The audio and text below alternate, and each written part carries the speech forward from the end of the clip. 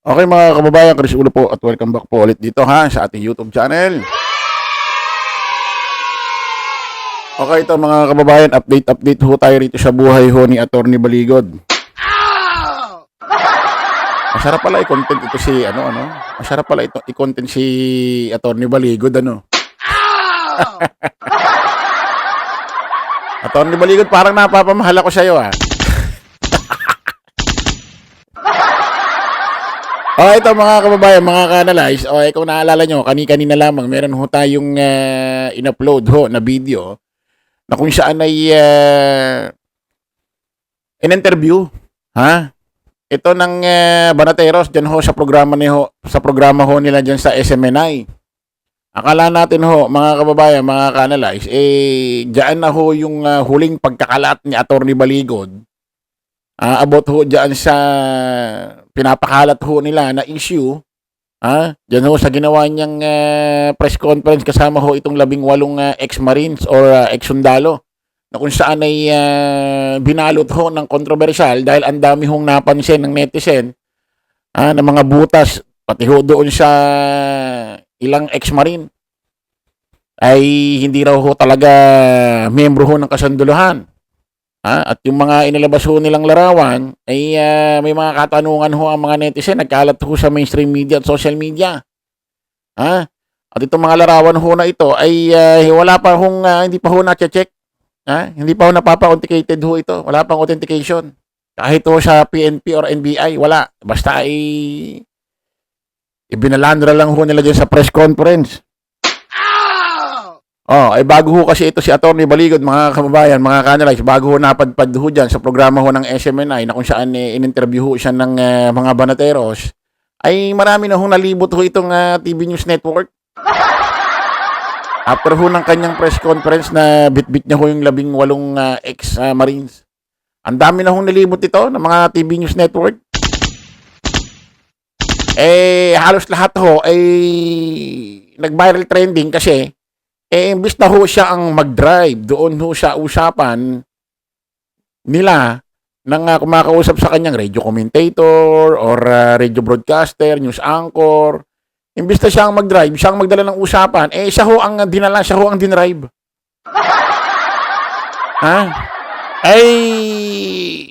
Siya ang na-cross-examine, siya ang na-imbestigahan.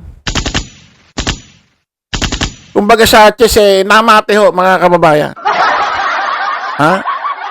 Ay hindi na ho natin nasama sa reaction yung yung ginawa niyang pagkakalat ho doon sa programa ho ni Ted Pailon with Chacha, with DJ Chacha, na kung saan alam niyo naman ito si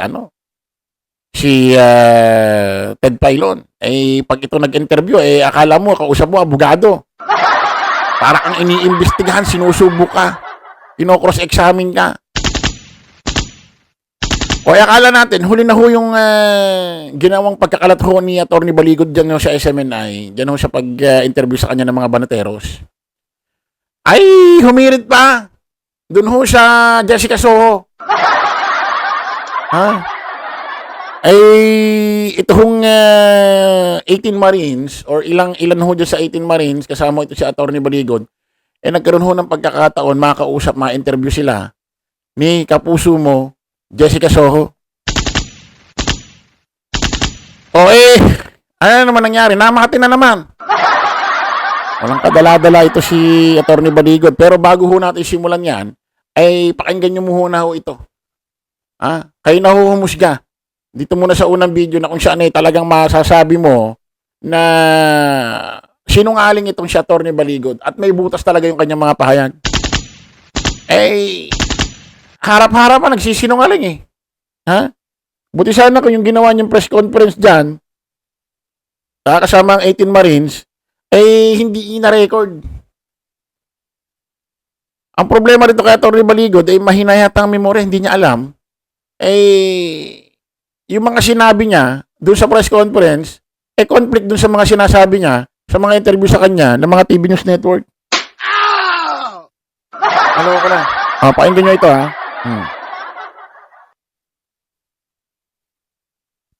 With regard to the $2 million, that you said yesterday that it was turned over to Trillanes for the use of the ICC investigators. I also never said that you said that it was given to them. That's what I was asking, whether it was given to them or whether it was used for their spending. That's why po, I wanted to clarify a while ago your factual premise. There is nothing in the affidavit, and I did not say anything to the effect that the $2 million were turned over to Trillanes or were given to the ICC investigators. December of 2020. O, ayan mga kababayan, na according ho, dito sa interview niya muna, yung unang narinig nyo, na kung saan kinakausap siya ng isang host or TV news anchor or radio broadcaster, ay sabi niya, wala raw sa affidavit at hindi niya raw sinabi na may pondo, may perang binigay kay dating Senador Antonio Trillanes at itong si dating Senador Antonio Trillanes binigay naman sa mga taga-ICC investigator. Wala raw siyang sinabing ganyan sa press con. Ngayon, i-play ho natin yung mga pinagsasasabi niya sa press con. Ito na. Ito sa press con na itong At bago mag-December statement na to. 2023, ay inutusan sila na magpapalit ng peso to dollars. Dalawang maleta na ang bawat maleta ay may nilalaman na 56 million pesos. Kaya nakapagpalit sila ng equivalent to $2 million. At ang sabi ng mga executive assistants ni Ginoong Saldico ay pinaghahandaan daw nila ang pagdating ng foreigners. At kalaunan ay nakilala ng mga ito na ang foreigners na binabanggit ay mga ICC investigators. At nakapaloob dito na ang ginawa nila ay mag-interview ng mga witnesses na ipinapaarating sa kanila ni Sunny Trillanes. Wala silang ibang in-interview na mga witnesses kundi ang mga tao lamang na pinapadala ni Sunny Trillanes. At ibinigay kay Sunny Trillanes ang pondo para sa pag-asikaso sa mga ICC investigators na ito. Ulit. Kaya naman po, lahat ng sasakyan na Uulitin yan, ha? lahat ng hotel accommodations ay sinagot ni Saldico at saka ni Sunny Trillanes. At ibinigay kay Sunny Trillanes ang pondo para sa pag-asikaso sa mga ICC investigators na ito. Kaya naman po, lahat ng sasakyan na ginamit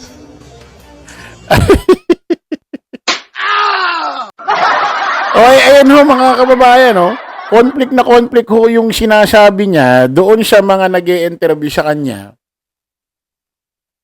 versus doon ho sa ginawa niyang statement sa press con. No?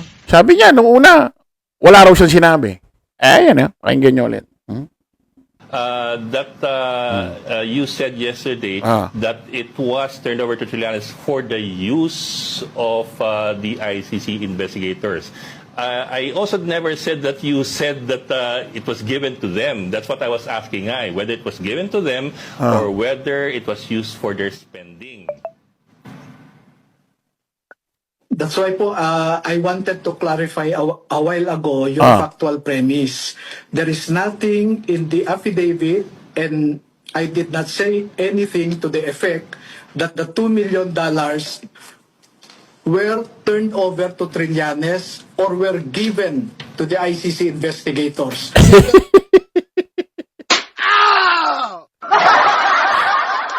Ayan ho. So ano to, Attorney Baligod versus Attorney Baligod, correct? Ha? Ito pa. Ito ngayon ang pinaka-controversial mga kababayan. Sa dinami-dami ho niyang ginawang pag-interview sa kanya ng iba't ibang TV News Network, sa dinami-dami ho ng ginawang pagmate sa kanya paggisa sa kanya ng mga news anchor na maraming butas, pati yung kay Laila de Lima. Inamin niya. Ito ho yung pinakamatindi, yung viral trending ho ngayon kay Jessica Soho. Kay kapuso mo, Jessica Soho. Harap-harapan, face to face. Talagang nagsisinungaling. Pakinggan nyo ito, mga kababayan.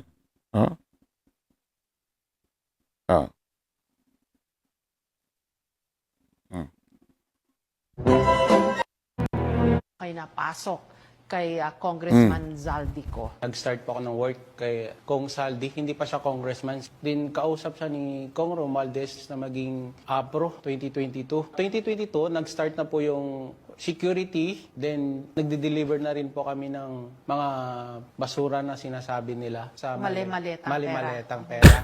I want to make it clear, ma'am, that they are not claiming na nakita nila na yung 2 million ay pinigay kay Sunny Trillanes o kay sa ICC. Wala po silang sinasabi na Wala kayong nakitang ganon. Yun lang ang narinig nyo at yun ang napagkakaalam ni Mark at saka ni John Estrada.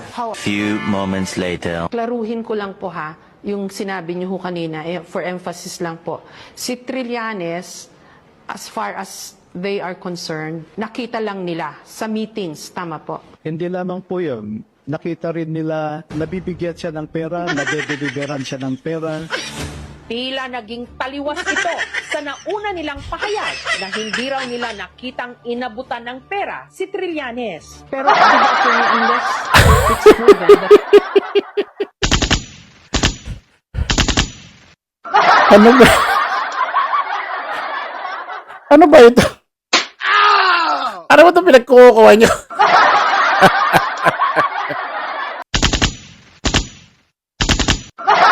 Tigil nyo na itong circus nyo. Huwag nyo na ipilit. Wala ba kayong budget para makakuha man lang ng magaling-galing na abogado para yung ginagawang istorya, wala man lang sabit, wala man lang butas? Yan o.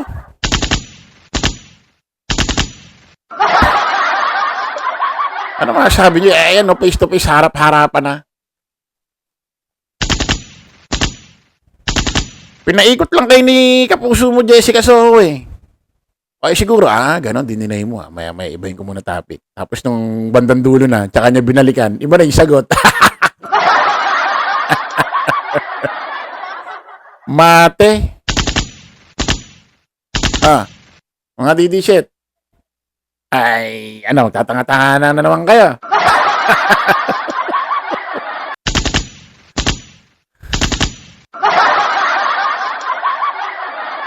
Nakakahiya ito.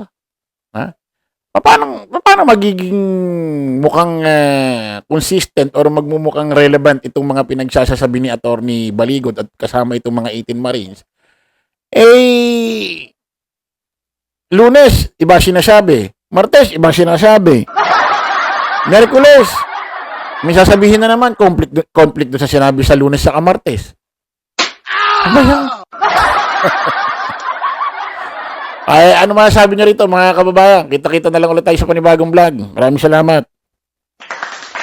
Bye-bye po.